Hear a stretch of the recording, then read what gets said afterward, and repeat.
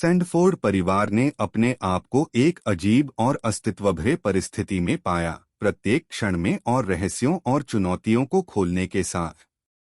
जबकि एमेंडा इघालुआटेड घटित हो रहे घटनाओं का संवेदना करने का प्रयास कर रही थी, उनकी अनप्लैन्ड लॉन्ग आइलैंड पर छुट्टी के चारों ओर अधिक अनिश्चितता बढ़ी। Danny G H. और रूथ की मौजूदगी में बिना किसी ठोस परिणाम के परिवार का समर्थन करते हुए एक बहुतंत्री विद्या और रहस्यों के नीचे संदेह और राज है। आमंडा के फोन पर खुदरा समाचार अलर्ट और हैकर्स की जिम्मेदारी के बारे में चेतावनी के बारे में 4 समाचार अलर्ट्स का खुजलीला खोज विचित्र स्थिति को और भी गंभीर बना रहा था। तकनीकी अशक्तता और संवाद टूटने के साथ साथ उनकी परिवार की परिस्थितियों में बाध्यकारी बन गई थी। रोज को फ्रेंड्स के आखिरी एपिसोड देखने का अधिकार नहीं था। जब वे पास के बीच एक समुद्र तट पर आराम करते हुए एक तेल टैंकर दूसरे किनारे टकरा गया। इसे चिंगारित करते हुए वे अशांत होकर घर लौटे तो पाया कि न तो उनका टेलीविजन चालू है और न ही उनका वाईफाई। रात के समय जब बच्चे सोते थे, जॉर्ज एच. Scott G H. और उनकी बेटी रूथ घर पहुंचती हैं।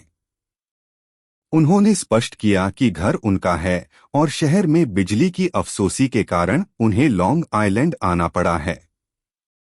रूथ की मां मोरको के एक व्यापारिक यात्रा पर हैं और अगले दिन उड़ान भरने की समय पर हैं। अमंडा उन पर तुरंत संदेह है, लेकिन क्ले उन्हें $1000 नकद में वापस करने के बाद रात बिताने की अनुमति देते हैं। सुबह जब अमंडा ने अपने फोन पर 4 समाचार अलर्ट्स खोजे, जिनमें एक ब्लैकआउट्स के बारे में 2 हैं, एक इस बारे में चेतावनी करता है कि जो हो रहा है, और एक अंक और प्रतीकों में लिखी हुई है। रोज ने देखा कि उद्यान में एक और बड़े समूह की हेरत आ रही है। क्ले ने उत्तर प्राप्त करने के लिए नगर की ओर बढ़ने का निर्णय किया, लेकिन उसका जीपीएस काम नहीं कर रहा है। उसने एक असहाय अफ्रीकी महिला को हिंदी बोलते हुए मदद की मांगते हुए देखा, लेकिन वह उसके पास जाता है। उसने एक ड्रोन को उर्दू में लिखे हुए पुस्तक गिराने का दृश्य भी देखा।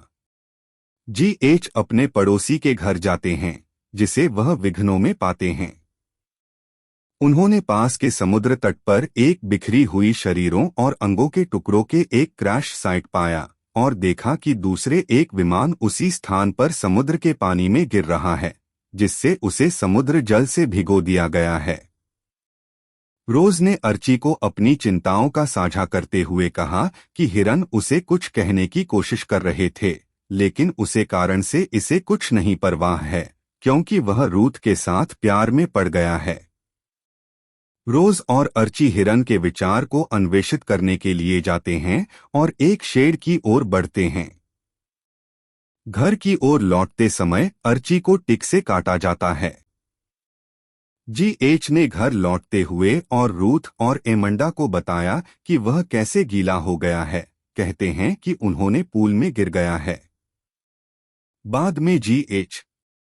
ने अमंडा को बताया कि उसे एक उपग्रह फोन का उपयोग नहीं कर सका और उसने सैटेलाइट अंग्रेजी संदर्भ का उपयोग करने में असमर्थता का सिद्धांत बनाया और उसने विमान क्रैश के बारे में उसको सूचित किया। एक अचानकी भारी आवाज सभी को अपनी ओर कर देती है। जी.एच. ने अमंडा को सूचित किया कि वह जीने के लिए पानी और डिब्बों की बड़ी मात्रा को बड़ी मात्रा में खरीद रहे व्यक्ति को वह जो आपने पहले देखा था, एक सर्वाइवलिस्ट और हाउसिंग ठेकेदार डैनी था। क्ले लौटता है और उसने ड्रोन द्वारा गिराए गए पैम्फलेट्स में से एक दिखाता है। अर्ची ने इसका अंश अनुवाद किया है कि अमे किया। एक अचानकी भारी आवाज सभी को अपनी ओर कर देती है। क्ले लौटता है और उसने ड्रोन द्वारा गिराए गए पैम्फलेट्स में से एक दिखाता है। अर्ची ने इसका अंश अनुवाद किया है कि अमे